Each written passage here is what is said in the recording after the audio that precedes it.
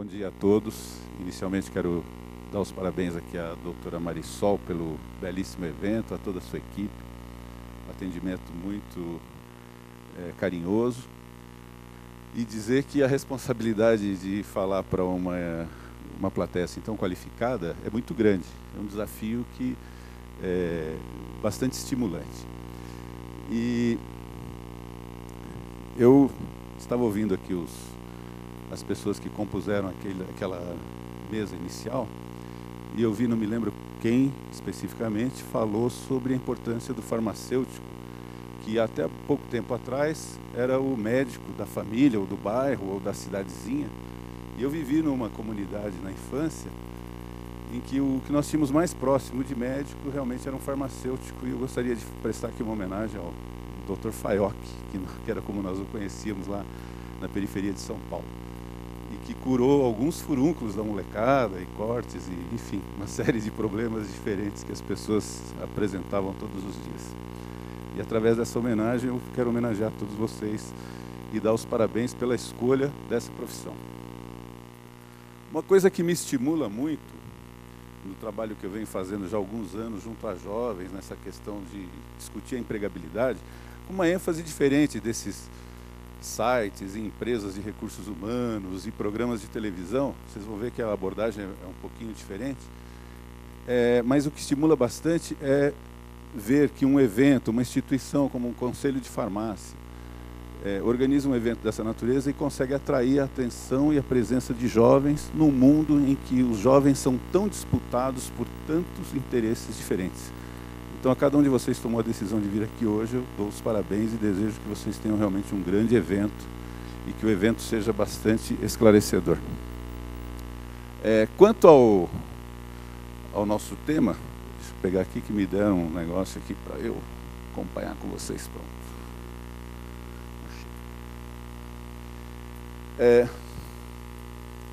Vamos ver se funciona. Bem, eu coloquei aqui como uma marca de entrada a herança que nós recebemos do século XVIII, né, para entender um pouco o mundo em que estamos e para onde nós vamos. Então, o século XVIII ele foi marcado pelo surgimento do pensamento econômico dentro de uma metodologia científica. Então, a ciência econômica, o conhecimento econômico como ciência, como método, se implantou no século XVIII, com o surgimento do livro do Adam Smith, que muitos de vocês talvez já tenham ouvido falar, um famoso livro chamado A Riqueza das Nações.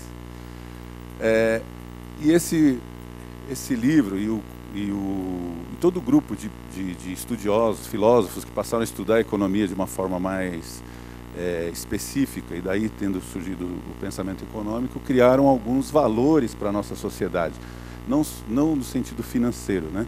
Valores comportamentais e morais. E quais seriam esses valores? Basicamente, deixa eu apontar isso aqui para algum lugar, a ideia de que a natureza pode ser dominada. E aqui eu estou num ambiente em que vocês conhecem essa questão melhor do que ninguém, né? O domínio dos recursos da natureza. Então, essa era o primeiro valor que os economistas desenvolveram e que está ligado diretamente à questão daquilo que nós convencionamos a chamar em história de revolução científica. Em seguida, surge então as novas atividades humanas, as novas profissões, os novos postos de trabalho que são gerados a partir do domínio dos recursos naturais e da transformação dos meios de produção, que até então a produção dos artigos de uso pessoal eram basicamente artesanais, e dos alimentos se dava num processo de utilização intensa do trabalho a partir do uso da terra de forma extensiva, né? E, finalmente, a ideia que talvez seja a mais complexa de todas é a ideia da produtividade, né? Que fez com que as pessoas e as instituições, em decorrência disso, acreditassem que a produtividade poderia ser aumentada de forma indefinida e de que os recursos naturais seriam infinitos, né? Isso lá no século XVIII fazia bastante sentido. Infelizmente, nós vivemos num mundo em que vemos que isso não se dá dessa forma, né? Mas a implantação dessas sementes, né, dessas posições dentro daquela sociedade do século XVIII e do século XIX nos trouxe uma herança que ficou consolidada a partir do século XIX, que é o conflito explícito que se estabeleceu, principalmente a partir do marxismo, né, entre aquela ideia que nós temos do que é capital e do que é trabalho, e que basicamente foi consolidado com a segmentação do pensamento econômico entre trabalhistas e liberais, ou entre aquilo que depois se chamou, de comunistas e socialistas versus os liberais ou a elite capitalista, né? Essa herança nos trouxe alguns conceitos que eu gostaria de passar aqui para explicar rapidamente para vocês. A ideia da ideologia... Não temos laser, não? Então tá bom. A ideia da ideologia marxista em oposição à ideologia liberal traz dentro de si um conceito de que o patrão é inimigo, de que toda atividade de trabalho está submetida a algum tipo de patrão representado pelo capital e que esse seria o inimigo. Enquanto que os liberais têm a visão de que o trabalhador era um recurso, então também não atendia ou não entendia os trabalhadores como seres humanos, mas como apenas mais um recurso de produção, assim como a máquina, as ferramentas, o capital, a terra e etc. A outra ideia é de que o trabalhismo sempre lutou por aumento de salários, preocupado em melhorar o seu poder aquisitivo e, através disso, o seu padrão de renda e de vida, né, e de conforto. Ao passo que, no liberalismo, a ideia central de que tem que haver aumento de produtividade. Mais produção, mais lucros, mais resultados, mais capital, mais investimento. Dentro do trabalhismo ou do marxismo, né, a luta pela garantia do emprego. O emprego como meio de garantir sobrevivência pessoal e das famílias, enquanto que, dentro do liberalismo, o foco é em garantir a rentabilidade, o lucro das atividades.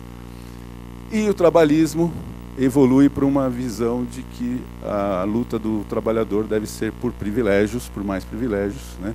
Enquanto que o liberalismo é por defender os privilégios que já tem, até por dominar o sistema político e institucional da grande maioria dos países. Então essa é a realidade que nós herdamos enquanto sociedade dentro de um sistema econômico, né, que se implantou de forma involuntária, por força das circunstâncias de cada momento, né, um desenvolvimento histórico dessa questão. Porém, no século XXI, nós temos algumas mudanças em relação a esse modelo. Nós temos um pensador, economista, considerado o pai da administração moderna, alguns de vocês já devem ter ouvido falar, chamado Peter Drucker, que ele desenvolveu bem esse tema e coloca que a grande diferença da nova sociedade é que esse embate entre trabalho e capital, ou entre trabalhadores e patrões, ele está se diluindo e evoluindo para uma situação em que nós devemos viver numa sociedade com espírito colaborativo. Uma das provas disso é que um evento desse, se fosse realizado provavelmente há 30, 40 anos, teria uma única logomarca no seu convite. Uma única instituição, ou só o conselho, ou só uma empresa, ou só uma instituição governamental teria organizado o evento e pronto. Hoje, para se fazer um evento dessa natureza, precisa que haja uma colaboração, uma integração de vários esforços de diferentes instituições para que ele seja possível. E o Drucker pregava justamente isso, que a evolução do mercado de trabalho em contrapartida, em substituição a esse modelo de embates, dessa divisão política, social, que foi originada no pensamento econômico do século XVIII e XIX, ela está se diluindo para um modelo de cooperação, em que cada trabalhador vai ver o seu local de trabalho como um local em que ele vai se realizar pessoalmente e buscar ali a sua remuneração, o seu padrão de vida, e que a evolução dessas questões, dessas condições, tanto de trabalho como de vida, serão resultado do seu comprometimento e do seu envolvimento com o trabalho que faz. E para o capitalista, que o trabalhador não é um recurso, ele é uma parte do processo, indispensável, que tem que estar permanentemente sendo valorizado, sendo treinado, capacitado, atualizado, de maneira que possa ser um fator de ganho para todos. Inclusive porque nos países mais avançados nós temos um movimento bastante curioso, que é o número de pessoas que alocam suas poupanças pessoais em ações das empresas em que trabalham. Então vejo que nem Marx pensaria em algo tão socialista quanto isso, né? O trabalhador ser acionista da empresa que ele trabalha. Aqui no Brasil nós temos algumas empresas estatais ou empresas que foram privatizadas aí durante os anos 90, em que isso acontece também. A remuneração os trabalhadores são acionistas das empresas em que trabalham, e muitas vezes a remuneração ou os prêmios por mérito vêm por conta desse mecanismo de recompensas, né? Então, dentro do trabalho, nós podemos, dessa realidade do século XXI, nós podemos afirmar, também com base no Drucker, de que conhecimento em todas as dimensões das organizações. Então, conhecimento é a tônica do mercado de trabalho. Aquilo que vocês vieram fazer aqui, que é obter mais conhecimentos, conhecer mais sobre a profissão, sobre empreendedorismo, sobre inovação, sobre como tornar o negócio rentável, sobre como encontrar e identificar oportunidades de trabalho mais compatíveis com o seu perfil pessoal, etc. Isso é que vai determinar o sucesso no mercado de trabalho de qualquer profissional, tá? E dentro da ideia de conhecimento, nós temos, então, agora funciona aqui, esses conceitos básicos, né, que vão nortear, então, o mercado de trabalho. Primeiro, a ideia de cooperação, que deve estar materializada na participação de todos na organização, no envolvimento de todos na estrutura da organização. O conceito de meritocracia, que se traduz em remuneração variável. Então, aquela ideia de um salário fixo que garante lá a conta de luz do mercado e tal, ela está deixando de ser predominante, né, e passa a predominar no mercado, principalmente nas empresas e organizações mais modernas ou com modelos de gestão mais atuais, remuneração variável, em que todos os trabalhadores de alguma forma estão comprometidos com o resultado, e a remuneração ou premiação financeira vem também por conta dos resultados obtidos, né? O trabalhador visto como um investidor ativo dentro da sua organização, que é aquilo que eu falava há pouco, o trabalhador que é acionista da própria empresa ou da própria instituição, ou aquele trabalhador do sistema de serviço público que se vê, enquanto funcionário público, também como contribuinte, e por conta disso exige de si próprio um trabalho melhor, um resultado melhor, e também dos seus colegas. Isso vai nos levar, ou está nos levando, a uma ação de trabalhadores mais produtivos, né? A ideia do empreendedorismo, que quando se trata do empreendedorismo dentro de organizações já existentes, aquilo que a gente chama de endoempreendedorismo, que é o empreendedorismo interno às organizações, se traduzindo em trabalho ou projetos, trabalho definido por projetos, tarefas específicas, né? E a ideia de inovação, que nos leva a uma capacitação das organizações, né, a aprofundar a capacidade das organizações de se tornarem mais competitivas. Okay? Dentro disso também eu quis fazer uma rápida menção ao tema planejamento. E fui buscar aqui uma citação do Henry Kissinger, não sei se todo mundo já ouviu falar, muitos aqui são jovens, talvez nunca tenham ouvido falar. Henry Kissinger, se não com certeza ele foi por 12 anos o homem mais poderoso do mundo. Ele foi secretário de Estado de 3 governos americanos, né, nos anos 80 e 90.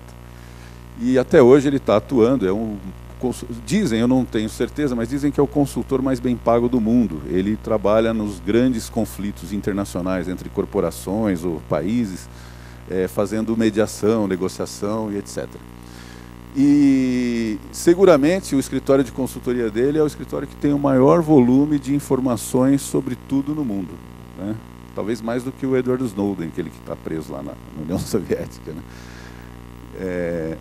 E o Kissinger falou essa frase aqui que eu achei bastante curiosa, porque se o homem que trabalha com negociação, com planejamento entre os países, entre as grandes organizações mundiais, tem o maior volume de informações sobre tudo, diz que há tantas revoluções e transformações acontecendo no mundo atualmente que é impossível prever as consequências, ele está praticamente sepultando a possibilidade de se planejar, não é?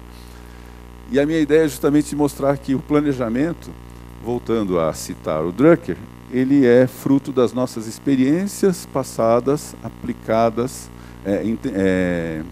utilizadas para interpretar o futuro e interpretar o presente e estabelecer nossos objetivos para o futuro. Então, essa ideia, que parece às vezes um pouco complexa, é bem simples. Tudo que nós aprendemos até agora e tudo que nós queremos ser no futuro, nós temos que observar à luz do que acontece hoje.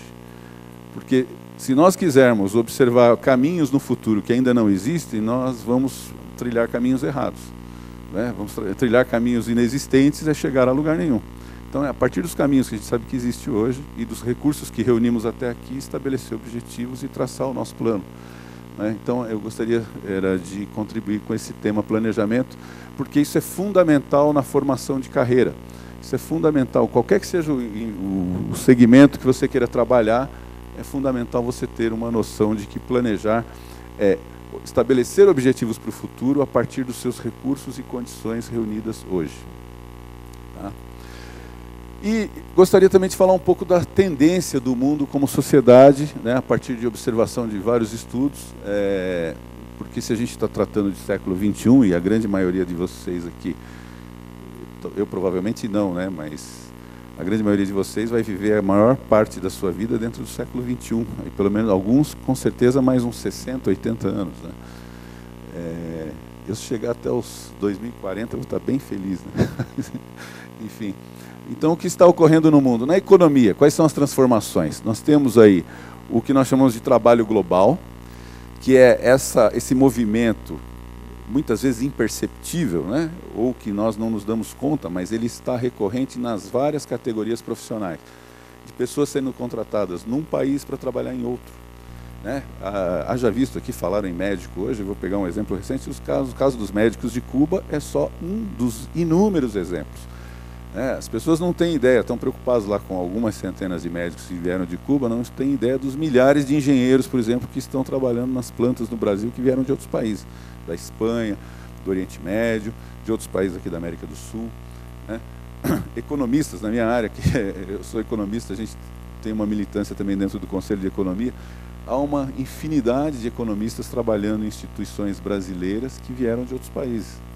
E muitas vezes isso acontece não é só pela carência do profissional, mas pela incapacidade ou pelo nível de qualificação do profissional brasileiro estar incompatível com a realidade do mercado mundial, que é uma realidade para nós pensarmos.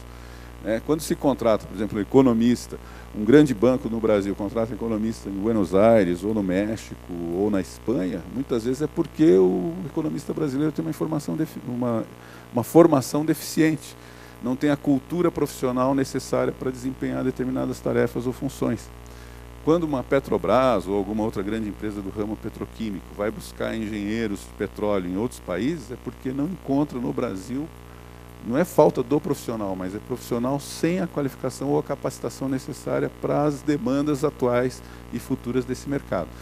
Então é importantíssimo aquela visão do conhecimento permanente como forma de crescimento profissional, porque uma das mudanças que está em curso é essa, é a oportunidade de trabalho global. Mas é só pessimismo? Não, nós temos muitos exemplos também de brasileiros brilhantes que estão em outras instituições pelo mundo, empresas, governos, universidades, desempenhando tarefas, né, que esses países que os acolheu não têm, dentre os seus habitantes, pessoas com a mesma qualificação para desempenhar, né. Outra coisa que está mudando na economia, que também tem um impacto geral em tudo, são os negócios em cooperação. Então, aquela ideia de cooperação, de tratativas de negócios serem diluídos hoje entre várias instituições, é uma tendência que está se consolidando a cada dia. Quando você fala, não só num evento como esse, como eu comentei, mas nós tivemos recentemente, aí, na segunda-feira, o leilão do pré-sal, vocês viram que é uma composição multirracial, né, multi-institucional, multiempresarial. Então você tem empresa estatal chinesa, você tem empresa mista brasileira, você tem empresa privada francesa, você tem um grupo extremamente agressivo de investidores, que é o grupo que controla a Shell, que é holandesa, se cotizando, né, cada um deles assumindo cotas de risco e responsabilidade para um empreendimento que é caracterizadamente um negócio em regime de cooperação, em que cada um vai entrar com a sua expertise, né? A Petrobras com o recurso, provavelmente os chineses com o capital, porque eles estão com o bolso cheio, né, como se diz aí normalmente, e as europeias, principalmente a Shell, com os modelos de gestão mais eficientes e mais dinâmicos. Então, essa é uma tendência também irreversível na economia no século XXI. E a outra é o que eu chamo de paraíso do consumo e o novo conceito do luxo. O que é o paraíso do consumo? Essa infinita disponibilidade de bens e serviços dos quais nós podemos dispor a qualquer momento, né? Então hoje, se você chega em casa, está com preguiça de cozinhar, né, de fritar um ovo, de esquentar uma água para fazer o café, você pode pedir tudo pelo telefone. Enquanto você toma um banho, chega o seu objeto de desejo, né? Seja para matar a sua fome, saciar a sua fome, para resolver teus impulsos mais imediatos, né? Se qualquer um de nós aqui que tiver com o CPF limpo no Serasa, como se diz na gíria, e quiser comprar um carro, antes da hora do almoço vai estar sentado dentro de um carro novo, né? Não importa se o carnê não couber no porta-luvas, isso é um outro problema, né? Mas enfim, essa disponibilidade de bens ao nosso alcance a todo momento faz o que eu chamo de paraíso do consumo, ou paraíso para os consumidores, né? Que tem também uma participação correlata do que a gente chama de novo conceito do luxo, né? Hoje o luxo está ligado muito mais a questões de ordem, vamos chamar assim, sustentáveis. Eu vou pôr esses sustentáveis entre aspas, porque chique hoje é ter um carro híbrido, né, que funcione a energia gerada regenerativa, né, energia gerada pelo próprio veículo ou acumulada em baterias e assim sucessivamente. Ou usar um casaco que foi feito lá de uma fibra extraída de restos de garrafas de PVC recolhidas no litoral do Haiti, né, coisas desse gênero. Então, hoje o luxo está ligado a esses valores de sustentabilidade, olhados com um viés extremamente de marketing e de consumo, muito mais do que da sustentabilidade em si, né? Muito mais uma etiqueta de sustentabilidade do que a sustentabilidade em si. Mas são tendências que estão se consolidando nesse mundo que estamos vivendo. E na sociedade também está havendo mudanças que têm impacto direto na nossa carreira e no nosso sucesso, né? Primeiro, a polarização sociocultural. O que é isso? Um domínio predominante de modelos de convívio que nos padroniza, né? Se nós conseguíssemos nos teletransportar agora, exatamente nesse momento, para qualquer evento dessa natureza, que fosse de uma categoria profissional de farmacêuticos ou equivalentes, em qualquer outro país do mundo, o modelo de postura, de vestuário, de assuntos e temas a serem debatidos, salvo lá algumas questões paroquiais, seriam exatamente os mesmos. O mundo tende a uma padronização. Eu diria que até a configuração do auditório tinha tudo para ser igual, se não a marca dos equipamentos eletrônicos que nos oferece essas facilidades também, né? Então, o mundo tende a uma padronização que de certa forma é entediante, né? Você vai hoje para São Paulo, se você acordar em São Paulo ou em Nova York, dependendo da rua que você acordar, você não sabe se identificar em que país você está, né? O que demonstra também essa padronização. Então isso eu chamo de polarização sociocultural, né? Nós estamos nos submetendo a um modelo em escala, em massa, e que está se universalizando, né? Outra mudança grande também é a mudança dos valores ligados à nossa privacidade. A Dilma que o diga aí com a questão dos grampos do Obama lá, né? Nós temos a nossa privacidade hoje num patamar totalmente diferente. A percepção do nosso comportamento e da nossa atitude, ela pode ser acessada por qualquer organização, instituição ou pessoa.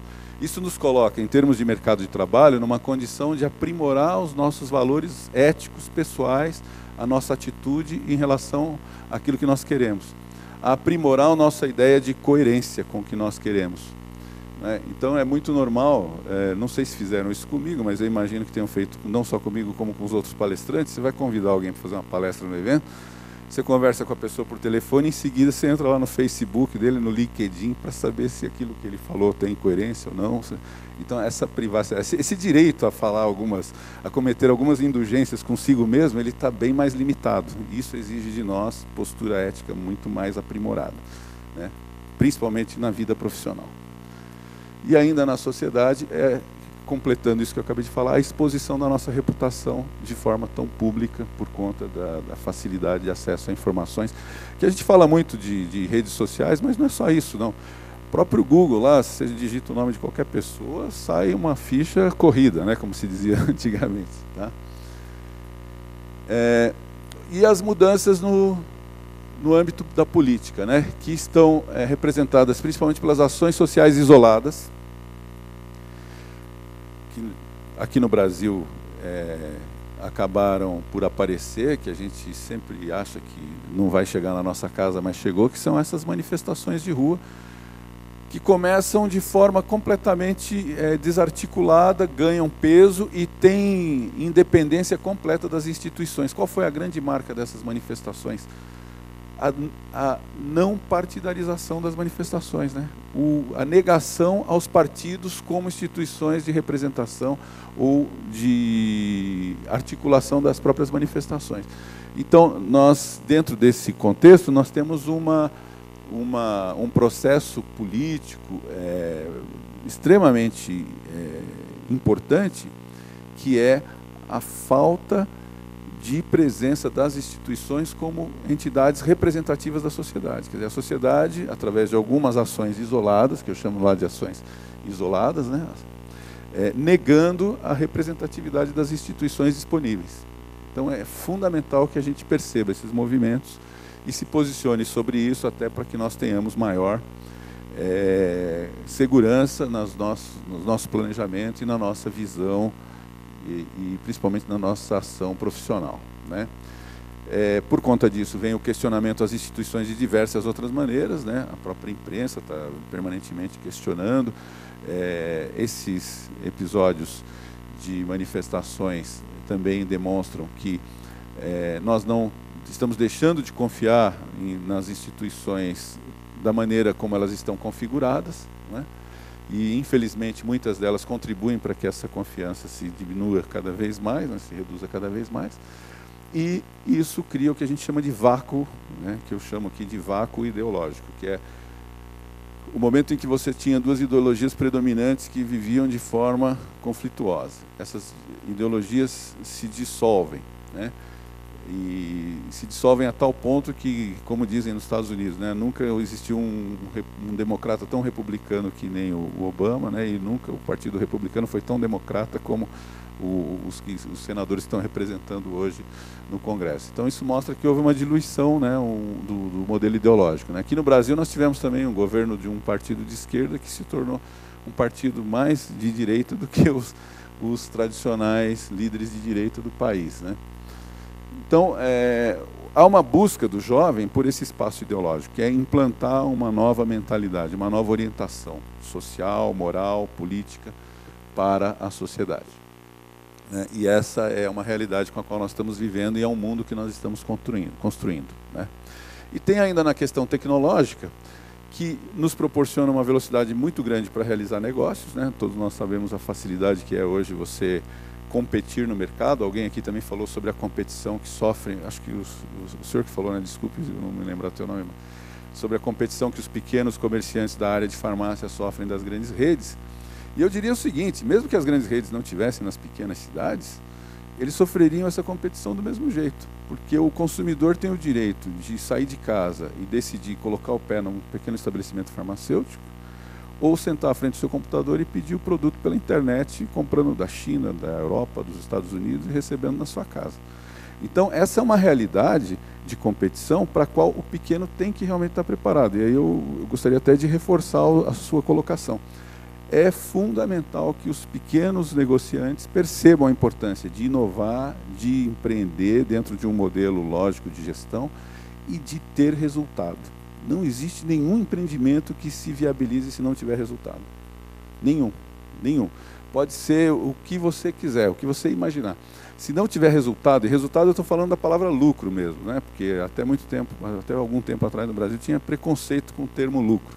Então, se uma empresa, uma instituição, seja ela qual for, estabelecer um objetivo a ser cumprido, mover os recursos e a realização desse objetivo não trouxer resultado dentro dos que estejam compatíveis com esse objetivo, ela é inviável, né? Uma empresa que não dá resultado, que não dá lucro, ela deixa de pagar os seus fornecedores, ela deixa de pagar os impostos, ela deixa de pagar seus funcionários, né? Ela causa um custo associado a toda a sociedade, ela agrega mais custo para todo o sistema social.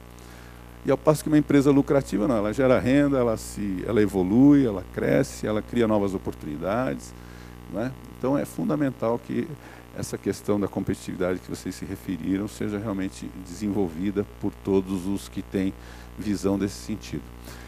Tem as disputas cibernéticas, né, que estão implantadas aí das diversas maneiras que nós temos visto também na mídia, né, as espionagens, procura por informações privilegiadas entre empresas, governos, instituições, e também as novas conexões, que são aquilo que a gente convencionou chamar na academia de multidisciplinaridade ou de transdisciplinaridade, que são as conexões entre os vários campos da ciência, que está se manifestando na tecnologia de forma integrada, com soluções que integram diferentes campos, diferentes ramos da ciência, né?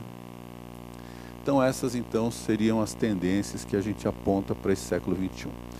E como que isso vai interferir na minha oportunidade de trabalho, já que o tema é empregabilidade, né? Alguns de vocês devem estar com essa pergunta: pô, professor, mas então por que se a empregabilidade, o senhor falou tudo isso aí, que importância isso tem? A importância é a seguinte: a gente entender o mundo em que está para saber o que nós queremos para adiante, né? E falando em empregabilidade, uma das oportunidades bastante desejada pelas pessoas é trabalhar em grandes corporações, né? Então eu trouxe aqui um rápido resuminho sobre as oportunidades de trabalho no mercado e como elas se dão, né? Então nas grandes corporações você tem demanda seletiva por pessoas.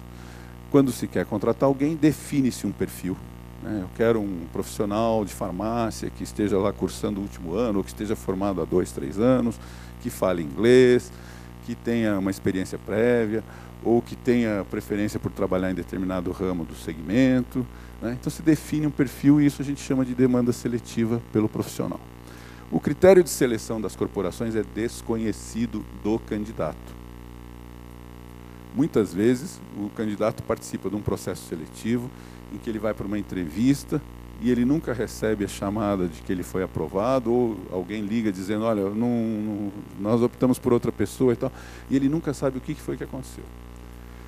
Então há empresas que usam diferentes artimanhas para testar as pessoas, né? Há uma série de modelos teóricos e tal, e tem aquelas inovações que algumas empresas usam de forma bastante particular. Só para citar duas bem rápido: uma empresa que oferecia para o funcionário, quando ele ia fazer a visita para se candidatar a uma vaga, uma ficha a ser preenchida, independente do funcionário ter ou não um currículo pronto, tinha que ser preenchida à mão. E colocava o sujeito numa sala com aquela fichinha e uma caneta e dava ali 10, 15 minutos para ele preencher. Aí quando ele entregava para a recepcionista, ela agradecia e tal, e dizia que faria contato mais tarde. Depois que o sujeito virava as costas e ia embora, ele pegava aquela ficha e olhava atrás. Se o sujeito preencheu atrás também, ele tinha chance de continuar no processo. Se ele não preencheu a parte de trás, não teve a curiosidade de olhar no verso da ficha, e saibam vocês que havia um índice muito alto de pessoas que não olhavam o verso da ficha, a pessoa simplesmente era ignorada, aquela ficha ia para o lixo. Porque a empresa tinha uma ideia, uma visão de que se o sujeito não tem a iniciativa de olhar se uma ficha tem que ser preenchida atrás também, ele não vai ter iniciativa de resolver os problemas da empresa. Só que os candidatos jamais foram informados disso, né? Agora, se vocês forem numa empresa, eu sei que todos vão olhar o verso da ficha, né? Então, mas só para dar uma ideia de como a demanda ela não é revelada, né? Outro episódio de uma empresa também que era bastante curioso. A gente recebia o candidato para uma entrevista de emprego, já avaliou o currículo e tal, já está numa etapa mais adiantada.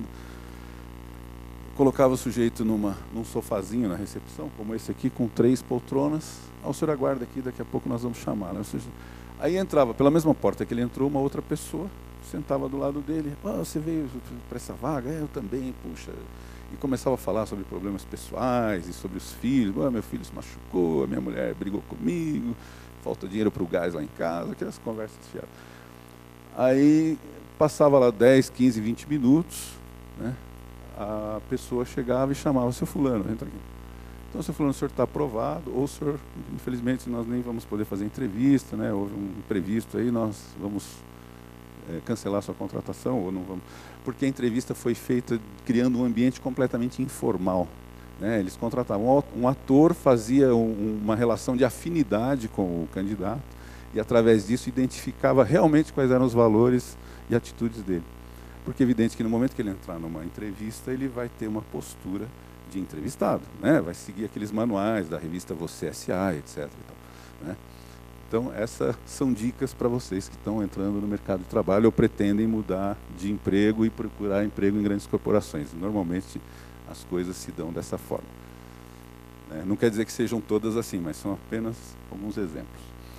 Os cargos de melhor remuneração são aqueles cargos que exigem diploma de 3º grau, que é o que vocês têm ou estão conseguindo, né? Então, parabéns por isso.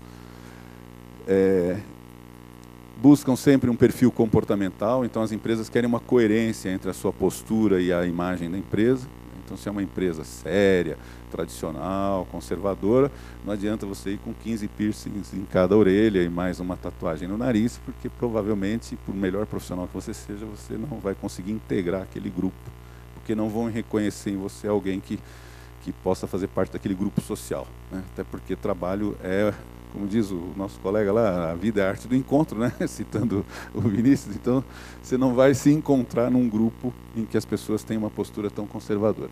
Né? Então, o perfil é importante estar identificado com a missão da empresa e com os valores. Palavra-chave para as grandes corporações: compromisso e competitividade. Né? Tem competência, capacidade competitiva e compromisso com os objetivos da corporação que você for trabalhar. Outra oportunidade também bastante legítima para as pessoas são as instituições públicas em que a demanda pelo trabalho é genérica. Por que eu digo que é genérica? Porque qualquer brasileiro pode se inscrever num concurso público. Se ele tiver lá um viés de especificação ou de exigência técnica, você só precisa atender aquela exigência técnica. Então surge lá um concurso, como foi falado aqui, na Prefeitura de Curitiba para farmacêuticos. Até por força de lei, ele não pode definir nem cor, nem altura, nem gênero, nem idade. Não é? Qualquer brasileiro, no uso das suas faculdades mentais e que detenha lá um diploma de farmacêutico e registro no Conselho Regional de Farmácia, poderá se inscrever no concurso para farmacêutico. Então, a demanda é completamente genérica. E também, em oposição ao modelo das grandes corporações, o processo de seleção é objetivo, é conhecido por todos. É o mesmo exame, o mesmo teste, a mesma prova, para todos, no mesmo horário, né, e a pontuação é objetivamente conhecida. Né? Aí sempre tem uns alunos que... professor, mas eu já vi concurso que tinha favorecimento não sei de quem. Se acontecer isso no teu, você denuncia, o concurso é cancelado e vai ser aberto por outro concurso. Né? Nós temos visto que isso ocorre com bastante frequência, até infelizmente. Mas, enfim, é importante saber que o processo é objetivo e, nesse caso, eu sugiro a todos que estudem bastante para os concursos. Né? Os cargos de melhor remuneração, assim como nas grandes corporações, são aqueles também que exigem diploma ou formação de 3º grau. A classificação, quando há empate, ela se dá por titulação, então é importante continuar os estudos, evoluir, avançar. Né? Palavras-chave, titulação e motivação. Né? Você tem que ter um motivo para trabalhar no serviço público. É fundamental que você se identifique com a carreira, com as particularidades do serviço público, né? Que é legítimo, né? Há milhões de brasileiros que atuam no serviço público, sustentam suas famílias legitimamente, etc. Então não tem nada não tem nada do que se envergonhar de trabalhar na área pública. Né? Tem também aquelas chamadas organizações não governamentais, cuja demanda é predominantemente por voluntários. Então, toda grande ONG, ou toda ONG, de uma forma geral, defende uma causa específica e tenta regimentar voluntários que se identifiquem com a sua causa para que trabalhem naquelas tarefas mais operacionais, mais básicas da causa. E na medida que as pessoas revelam seus talentos, elas passam a galgar posições dentro da ONG, e aí sim chegam a posições remuneradas, algumas até muito bem remuneradas. E dentro do mercado de trabalho, isso se traduz em oportunidades concretas, que eu chamo inclusive de infinitas possibilidades, né? Com possibilidade de crescimento horizontal e vertical. O que eu chamo de horizontal é a capacidade que as ONGs têm de se relacionarem com diversas outras entidades semelhantes por todo o planeta.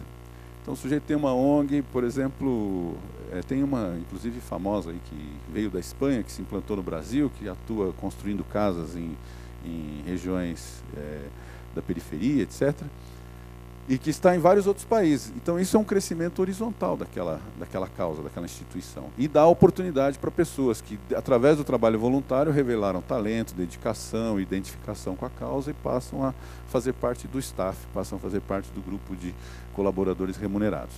Então, e com isso viajam pelo mundo, conhecem países, culturas, pessoas. Esse é o que eu chamo de crescimento horizontal. E o crescimento vertical é a possibilidade realmente de ascender na carreira, desde funções mais básicas e operacionais até funções de direção. Tá? Palavras-chave para quem quer trabalhar em ONGs: disponibilidade e compromisso. Então, disponibilidade para ser voluntário e compromisso com a causa que a ONG estiver defendendo. Pequenas empresas, né, também são uma janela ou uma porta legítima para o mercado de trabalho. As pequenas empresas, elas demandam trabalhadores normalmente por processo de indicação, né? Não existe um critério objetivo. O sujeito monta lá, vou pegar o exemplo aqui do colega, monta lá uma farmácia, né? E precisa de alguém para ajudar no atendimento. Então ele fala com a mãe dele, que vai falar com a vizinha, que vai dizer: não, mas tem a filha da dona Maria Costureira lá da rua de baixo, que está precisando de uma oportunidade, uma moça prendada, boazinha, estudiosa, podia dar uma chance para ela. Então esse é o tipo de contratação que normalmente se faz nas pequenas empresas. Para quem quer adquirir experiência, não entrou ainda no mercado de trabalho e está enfrentando dificuldades, é sempre uma ótima porta de entrada. Mas tem que saber que nesse regime há algumas particularidades, né? Em geral, as contratações são por terceiros, né? Poucas oportunidades de crescimento profissional, porque muitas vezes o empreendedor, esse é um dos problemas do Brasil, a gente deve tratar disso daqui a pouquinho, ele sempre acha que ele sabe tudo sobre o negócio, então não precisa muito de ajuda, e com isso ele oferece poucas oportunidades de crescimento. E há um outro problema no Brasil que é recorrente, que é a elevada informalidade nas relações de trabalho nas pequenas empresas. Então, quando você for trabalhar numa pequena empresa, saiba que isso faz parte da prática do mercado. Não é uma questão de estar certo ou estar errado. É uma questão de que o mercado se configura dessa maneira. Então, é importante que as pessoas tenham essa noção. Tá? E daí, finalizando as grandes oportunidades de emprego no mercado de trabalho do século XXI, eu gostaria de falar um pouco sobre empreendedorismo, né? Então, do meu ponto de vista, é a melhor alternativa de inserção profissional. Aí você fala: mas por quê, professor? Porque o empreendedorismo é onde você vai medir a sua real capacidade, onde você vai medir os seus limites. Alguém falou aqui também hoje sobre o impossível, onde eu terei menos competição, né? Então, é isso. Você tem a possibilidade de sonhar com o impossível. Nós vivemos numa época, gente, que pela primeira vez na história da humanidade, o homem mais rico do mundo não herdou nada. Não herdou um metro quadrado de terra do pai dele, que é o Bill Gates. Isso é uma coisa para nós refletirmos. Ele conquistou a projeção que a Microsoft tem no mercado mundial através de trabalho, de inovação, de saber gerir grupos e pessoas, né? Com uma configuração institucional dentro da cidade, do país em que ele nasceu e cresceu, que favorece o empreendedorismo. Então, aí não só ele, né? Vocês podem, a partir desse exemplo, começarem a pensar em vários outros exemplos, né? Aí vocês pensam assim: no Brasil não tem essas pessoas. Existe, no Brasil existe. Por exemplo, nós tivemos no Brasil o comandante Rolim, que é um dos maiores exemplos de história de empreendedorismo no mundo, na minha opinião, né? O sujeito começou pilotando um avião velho, que ele comprou a prestação com dinheiro emprestado e tudo, chegar e construir uma empresa poderosa, como é a TAM, e eu diria até que já foi, porque eu acho que a TAM já foi melhor do que ela é hoje como corporação, enquanto ele estava na presidência, né? Então, é um case admirável de empreendedorismo. Então, a vantagem do empreendedorismo, e por isso eu digo que é uma alternativa, que é a melhor alternativa de inserção profissional, porque é onde você realmente testa o seu potencial e os seus limites. E no empreendedorismo, você vai precisar de algumas características, né? Primeiro, saber que a remuneração é incerta. Você acha que merece ganhar R$25.000 por mês. Ótimo. Monte uma empresa, atribua a si próprio o salário de R$25.000 e você vai descobrir uma coisa fantástica. Eu dou aula de orçamento na faculdade, eu brinco com os meus alunos no primeiro dia. Qual é a primeira peça do orçamento? Todo mundo esquece do seguinte detalhe. Primeira peça de qualquer orçamento chama-se receita. Entrada. Sem entrada, você esquece o restante. Um evento desse aqui, ele só é possível porque houve uma provisão ou uma previsão de receita que se realizou. Senão, né, o pessoal que organizou deve saber bem disso. Não acontecia nada, né? Então, primeira peça do orçamento, receita. Eu mereço ganhar R$25.000 por mês. Montei minha empresa, vou ganhar R$25.000 por mês? Vai, desde que você faça acontecer a receita. Não é isso? Então, esse é o primeiro cuidado com a atividade de empreendedorismo. E outras habilidades específicas, né? Iniciativa, senso de organização, vocação para correr riscos, né?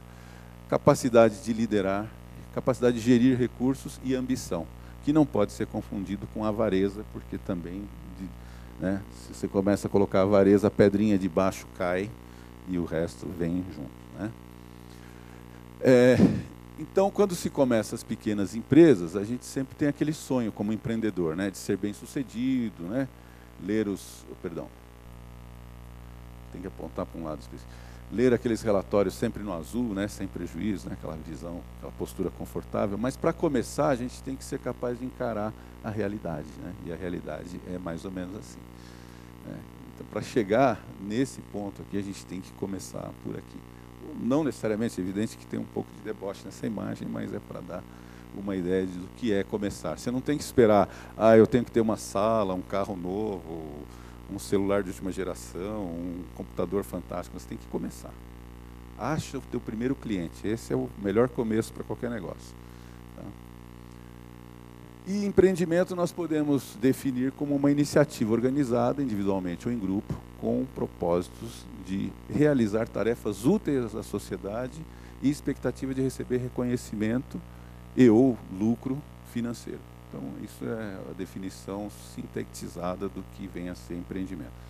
Qualquer tamanho, seja manipulação, né, individual, no laboratório no fundo da sua casa, seja uma grande empresa como a Prate Dona Dúzia, que é uma das participantes do evento, não importa, né, empreendimento em qualquer dimensão atende a essa definiçãozinha, tá? E para que o empreendimento seja mais viável, ou seja viável, ele tem que estar sempre contaminado com o vírus da inovação, ele tem que trazer algo de novo. Porque se você trouxer para o mercado algo que todo mundo já faz, ou algo que outras pessoas já fazem, nós seres humanos, acomodados como somos, não vamos arriscar. A gente só vai se nós formos seduzidos por algo realmente novo, por algo diferente, não é? Então, se você chega na sua casa, você tem um lugar no sofá que você gosta de sentar para assistir o jogo do Palmeiras, né? Tinha um pessoal falando do Palmeiras aqui hoje.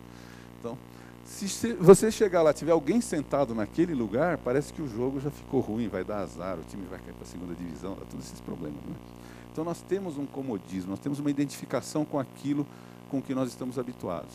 Então, como é que se consegue seduzir o consumidor, o usuário, o cliente, para um novo produto ou para uma nova empresa, se você está iniciando um novo empreendimento?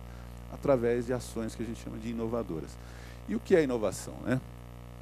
Eu defino a inovação como a capacidade de encontrar maneiras mais eficazes de atender necessidades existentes ou de antecipar necessidades latentes. Então, é aquilo que já é feito e as pessoas usam, como fazer isso melhor, ou mais barato, ou mais, enfim, atribuindo o conceito de eficácia, né, para que as pessoas façam comigo. Ou o que as pessoas precisam e ainda não sabem, eu consigo perceber que se eu colocar no mercado, elas vão descobrir que não podiam ter vivido até agora sem aquilo, né? É basicamente essa perguntinha que a gente faz, são as necessidades latentes, né? E eu gosto de usar essa imagem aqui para mostrar que num mundo de tanta competitividade, de tanta padronização, o seu foco na inovação tem que estar com essa visão aqui. Como eu vou descobrir o diferencial do meu produto para que ele seja mais valorizado, melhor percebido nesse universo tão padronizado, tão bombardeado, tão contaminado de objetos e soluções e serviços e produtos e etc. Tá? E gostaria de falar aqui sobre o efeito da inovação nas empresas, né? Rapidamente, né? Palestra de economista sem gráfico diz que não é palestra, então temos que ter um gráfico aqui. Então aqui nós vamos partir de um pressuposto que num tempo 1, nós temos uma determinada quantidade de custo e uma determinada quantidade de lucro, né? E esse valor, essa setinha aqui, indica o nível do preço de um determinado bem ou serviço, né? Estamos falando de uma forma bem conceitual. Quando eu incorporo a inovação por processo, eu estou fazendo com que os meios que eu utilizo para produzir esse lucro possam ser aplicados de forma mais eficiente e reduzo com isso o meu custo e tenho ganhos. Então eu aumento, sem aumentar o preço para o meu consumidor, eu aumento o ganho do empreendimento. Então esse é o efeito que a inovação tem dentro da empresa quando a gente fala em inovação de processo. Tá? Então nós podemos definir que a inovação de processos, elas diminuem demandas de recursos, otimizam os recursos fixos e aumentam a rentabilidade com a mesma estrutura. Basicamente isso que nós temos que mostrar sobre o que é inovação dentro da organização. E a inovação quando ela é de produto, né? Partindo do mesmo raciocínio, nós temos uma estrutura de custos num tempo 1 e temos um determinado lucro gerado por esses recursos que geram aquele custo ali, né? Aqui voltamos a ter o nível de preços, né? E quando eu inovo em produto, eu posso, por ter um produto inovador, atribuir um valor maior, né? Assim que fazem, por exemplo, com os automóveis, né? Incorporam uma novidade, uma modificação, um acessório mais sofisticado e tal, e aumentam os preços, né? Por quê? Porque há uma inovação incorporada. Aquele produto ele se distingue do que era oferecido até então.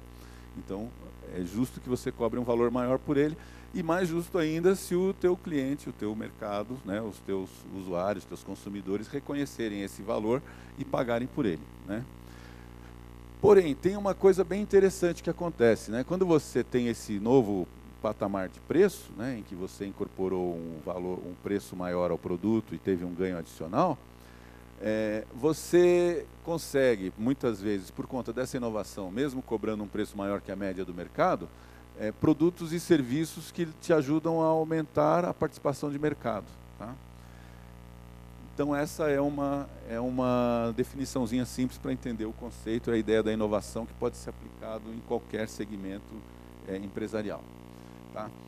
E dentro do Brasil, eu gostaria de fazer uma reflexãozinha rápida também com vocês, sobre qual é o papel do Brasil no contexto mundial, né? Então, nós fazemos, lá no Conselho de Economia, nós fizemos há um tempo atrás um estudo sobre questões estratégicas, né? A gente chama de estudos prospectivos, a gente fez junto com o pessoal da Universidade Tecnológica do Paraná, e fizemos algumas simulações sobre os dados dos principais países do mundo e selecionamos 3 dimensões que nós consideramos mais relevantes para identificar o que é um país grande ou um país de potencial.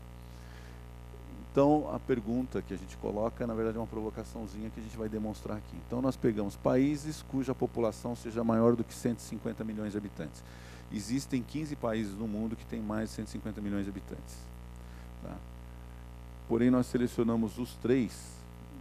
Essa apresentação ela seria um pouquinho maior, né? Então, a gente, para simplificar aí por causa do tempo, nós pusemos aqui 3 que são China, Estados Unidos e Brasil. Vocês já vão entender por que esses 3. Porque, combinado com essa variável, que é o número de habitantes, né, a gente foi buscar a outra variável, que é o tamanho do território, né? Então, países com área maior do que 5 milhões de quilômetros quadrados. Aí você tem vários também, né? São 8, se não me engano. Me desculpem se eu errei, mas se não me engano são 8. Mas nós destacamos esses 3. Por quê? Porque a terceira dimensão da nossa análise, perdão, que eu ainda não fiz um curso para esse negócio aqui, países que têm um PIB, que é o Produto Interno Bruto, maior do que 2 trilhões de dólares. Aí, se você junta essas 3 dimensões do crescimento, que é extensão territorial, né, que é um aspecto de grandeza, né? Número de habitantes é uma outra medida de grandeza. E o produto interno bruto, que é a medida da produção econômica, é uma outra medida de grandeza. Juntando essas três, os únicos 3 países no mundo que passam por esses limites que nós estabelecemos são esses 3 aqui: o Brasil, os Estados Unidos e o Canadá.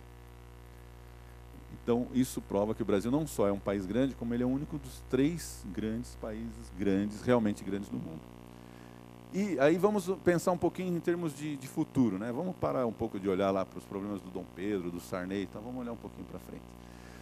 Estados Unidos, em termos de farmácia, principalmente para o segmento de vocês, tem um clima bem menos propício para prospecção e para desenvolvimento de novas fórmulas, né? A tecnologia está muito mais disseminada, as universidades lá, algumas já têm quase 300 anos e tal.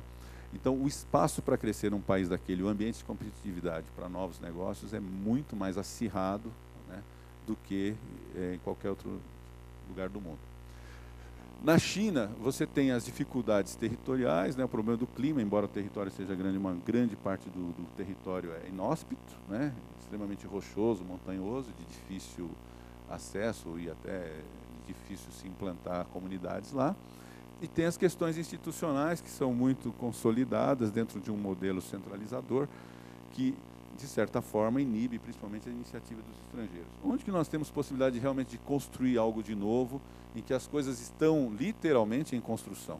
É no Brasil. Então, o Brasil é o grande país do século XXI, principalmente se nós, brasileiros, acreditarmos e trabalharmos para que ele se torne o grande país do século XXI, né? E ainda, completando essa ideia do que é o Brasil nesse século XXI, eu queria apresentar para vocês uma pesquisazinha que mostra que o Brasil tem mais influência no mundo que os Estados Unidos. Eu coloco essa frase primeiro de provocação. Toda vez que coloco isso aí, o pessoal fica, mas isso está, né, papo furado, né? Como que o Brasil tem mais influência que os Estados Unidos? Está louco, né? Então vamos lá, vamos mostrar a prova da loucura aqui. Existe uma corporação de comunicação que é centenária, chamada British Broadcasting, que é a famosa BBC, lá de Londres, né? Que começou com jornal, rádio, televisão, TV a cabo e tal. E a BBC, vocês sabem, Londres, a Inglaterra, é um país extremamente liberal e eles fazem muita pesquisa, né? Os ingleses são amantes da estatística, né? Eles têm estatística para tudo. E eles começaram já nos anos 30 a fazer uma pesquisa que eles iniciaram em algumas cidades e hoje está em dezenas de cidades do mundo, sobre preferências do consumidor.